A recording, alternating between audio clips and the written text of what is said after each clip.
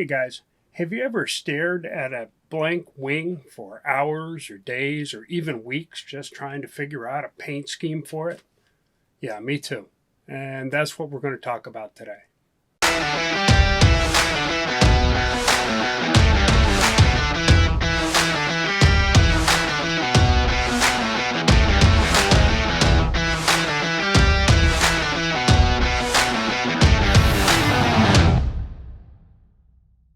Okay, so it seems based on the poll that I put up on my Instagram story the other day that we all seem to be in the same boat.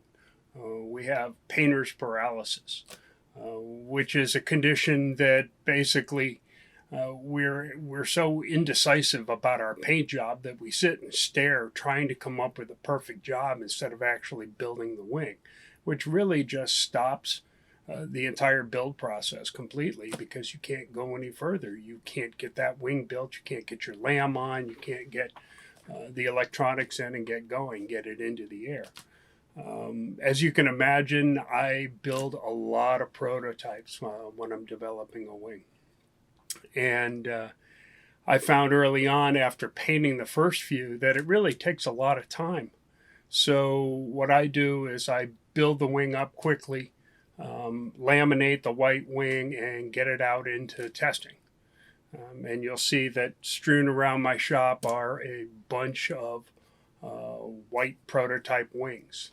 And some of them are pretty difficult to distinguish from one another. But I didn't want to spend a lot of time painting them and wasting that time when I was doing development.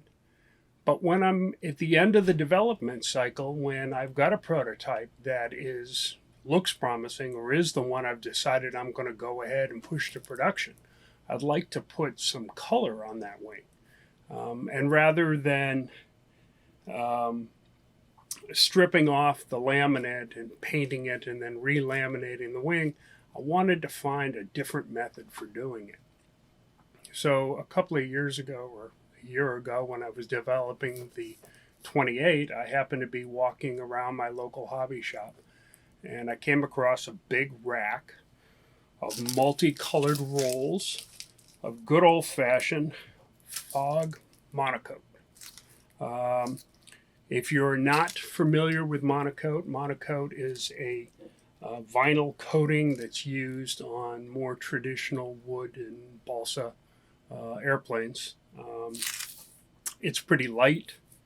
It's a clear film with a colored adhesive on the back, and I like to use this product.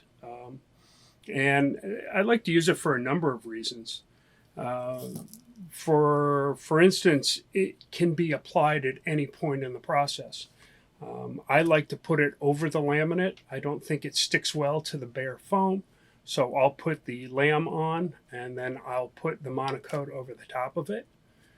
Now this can be done, when you're building. It can be done right after you laminate, or you can build the wing and fly it and live with it for a little while till you can decide on a color scheme for it.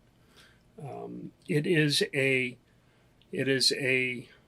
covering, much like laminate, so it also will add to the structural rigidity, that torsional rigidity of the frame, and help minimize some of the twisting that we'll see.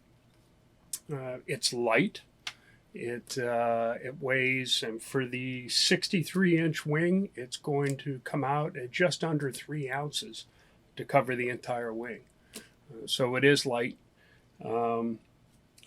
It's not really cheap. I think a 6-foot roll is about $16. It comes in a 6-foot roll, 6 foot by, I think this is 26 feet, or 26 inches, excuse me. So it's a little on the expensive side, but it's very durable. The seams hide really well, so if you do ding it or put a rip in it, you can cut a section out and put a new piece in, and you'll really be hard pressed to see the seams. So there's a lot of good reasons to use it. I thought I would step through the process that I use.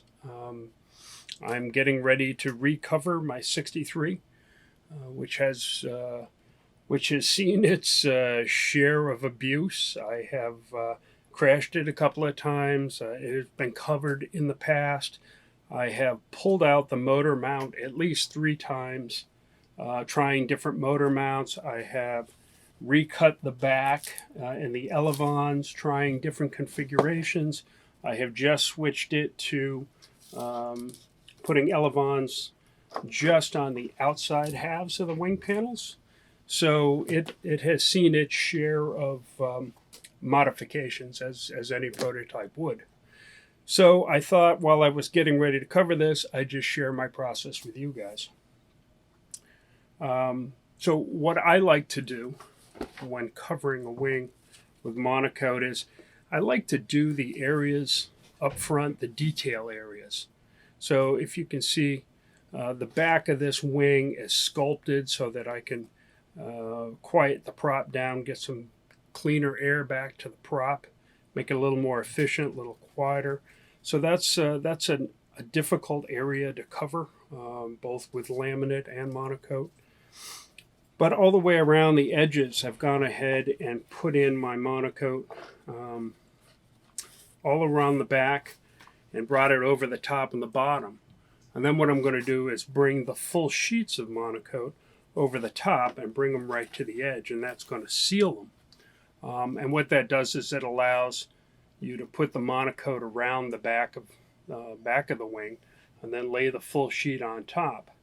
And that's going to reduce the amount of seams, number of seams that could pick up something when you're landing or could snag and pull off.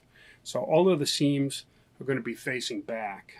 In the front, I'll show you, I am going to wrap the front, and I wrap bottom up and then top over. That doubles it up on that leading edge and gives a really clean leading edge and brings those folds back.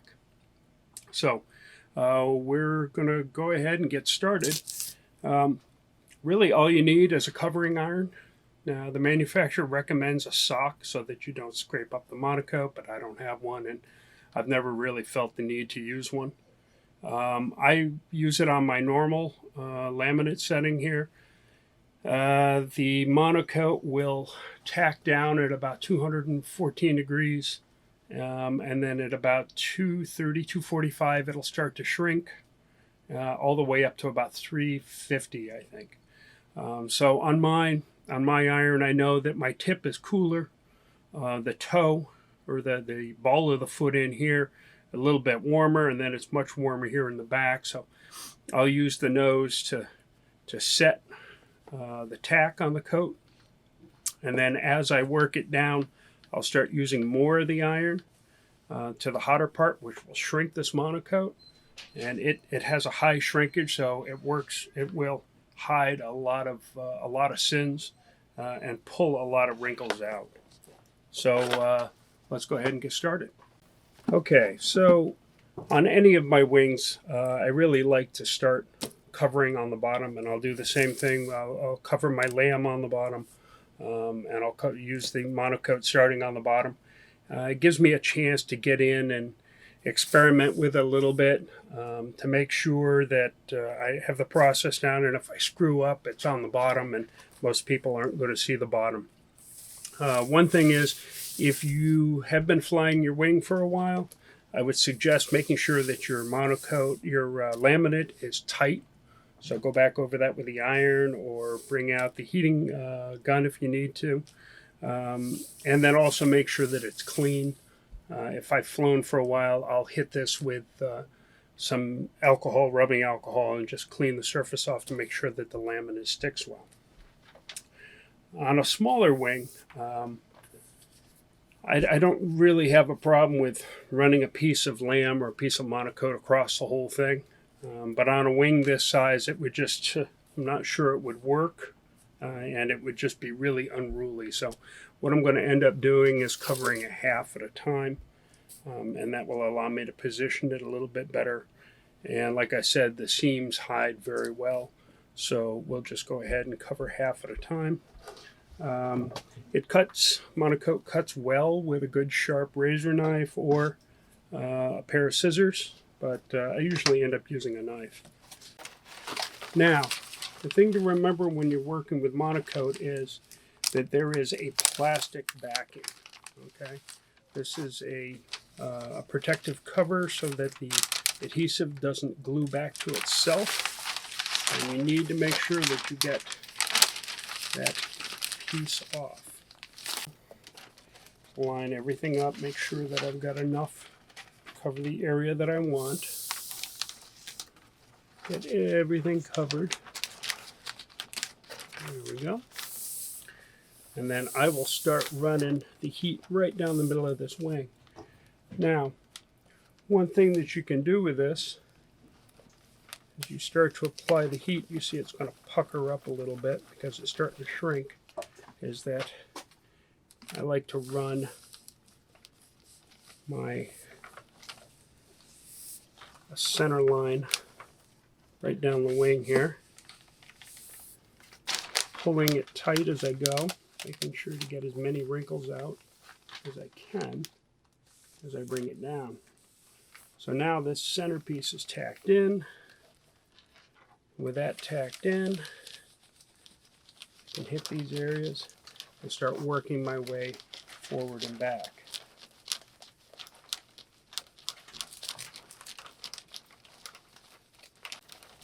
It's kind of a slow process, take your time. If you run into areas where you're starting to get wrinkles, just hit it with the iron again, pull it up, put it back down.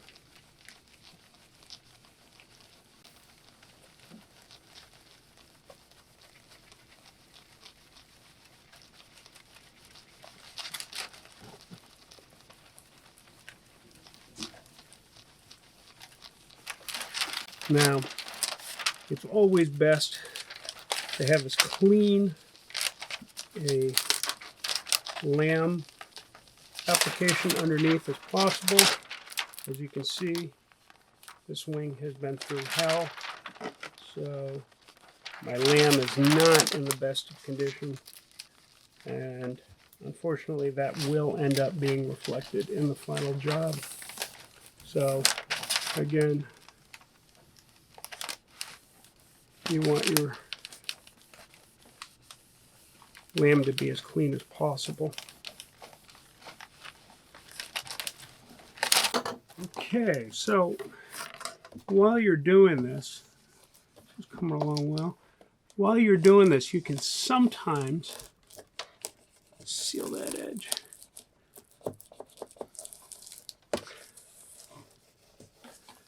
So while you're doing this, sometimes you can end up with some air bubbles. I don't know if you can see that, but there's a good size air bubble there, and I can't seem to work it out. So what I do is I just take my razor knife and just pinprick a little hole in it and work the air out, and it seals right up nice and tight. All right, so we're in pretty good shape on this side. I'll go ahead and show you. I did wrap it just over the front lip, about 1.5 inches up the front, and then I'll take the top and overlap it back down over the bottom, and we'll double up on the front, give us a little bit of strength up front. Already you can start to feel this really adding to the stiffness of the wing.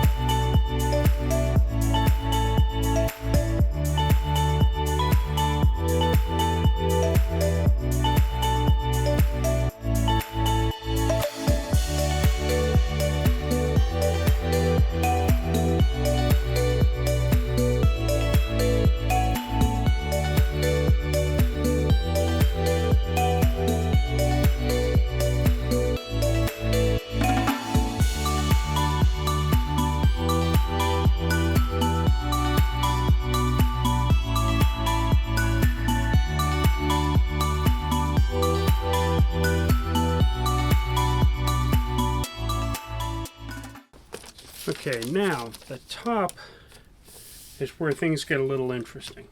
You can see we've got these bay covers for the battery bays, center bay electronics. I've had to cut out over here for the NACA duct and the vent for the VTX, and then the VTX antenna actually goes in here. I'll cut that out after. We've got the servo horn sticking out here. So yeah, this gets a little more complicated on top, but the principle's all really the same. What I like to do is take a sharp X-Acto knife, make sure that I'm covered up everywhere I need to be, and then I will push that film right up against that control horn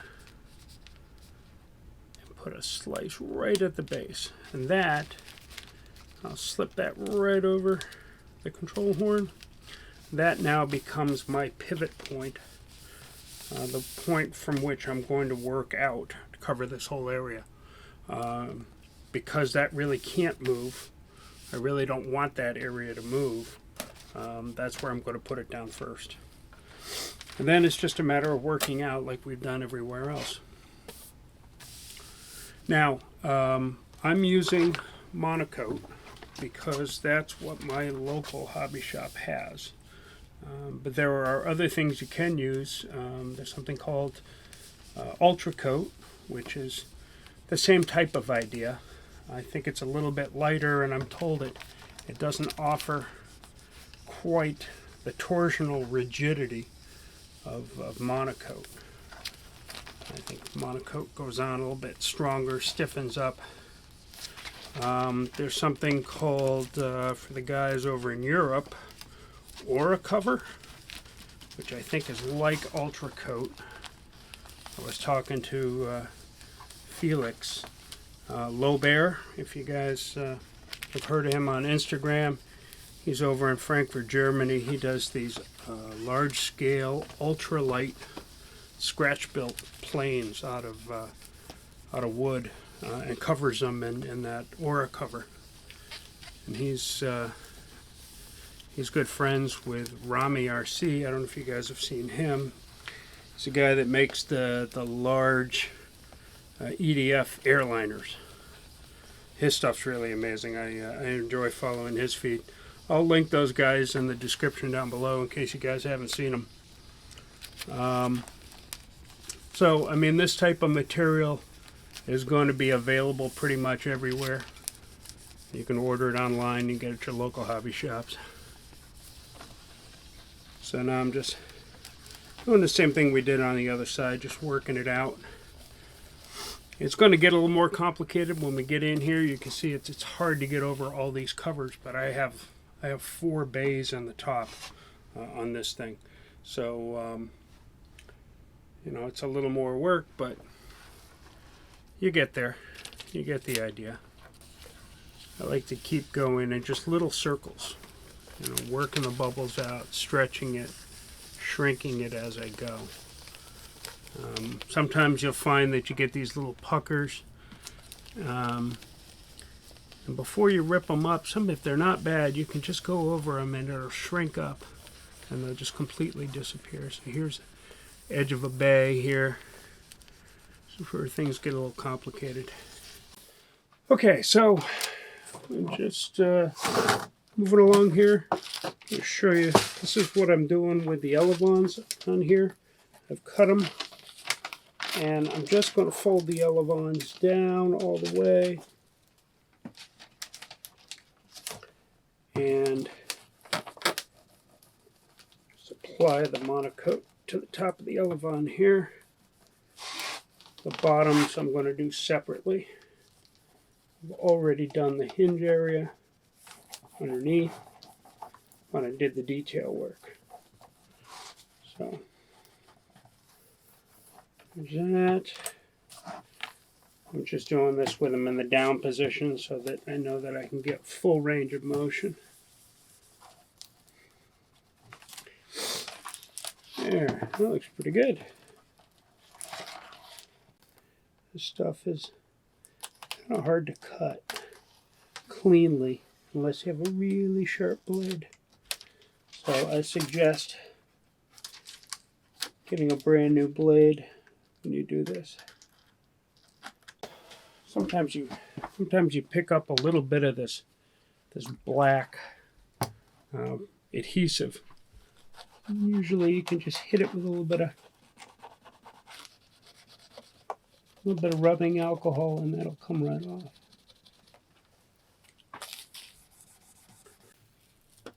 And now for my favorite part.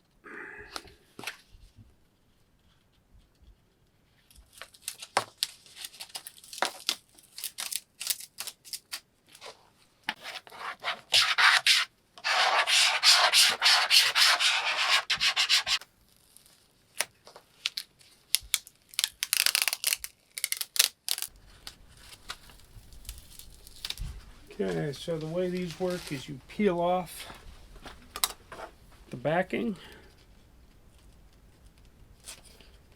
A little piece of the backing stuck on there. You peel off the backing. You lay it where you want it. So, I use a little piece of ABS. Make sure it sits down where you want it. And just grab a corner of the placement tape there. Peel that back. I try and do it like on a 45-degree angle. Keeping an eye to make sure that the black stays down. There, look at that. Perfect. The big D. All right, so there's the process. I think it's a nice alternative to painting, especially when if you're having a hard time coming up with a paint concept. This gets you built, flying in the air, and then, you know, kind of let the wing tell you what color it wants to be.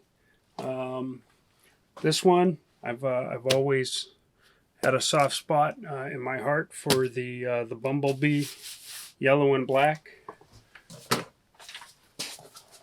We've also got the 42. This is done the same way. This is done with a deep red. So I like the way this one came out. I don't know how well you guys can see that. But it's nice and glossy. This one has had the back rebuilt for 3 different motor mounts. So this whole back section has been rebuilt probably 3 times on this one. Still looks great. A lot of hours logged on this one. So I think this is a pretty decent method. If you guys have any questions, let me know. Put them down in the comments. Subscribe if you aren't already. Hit that like button if you so choose. And I'll catch you guys on the next one.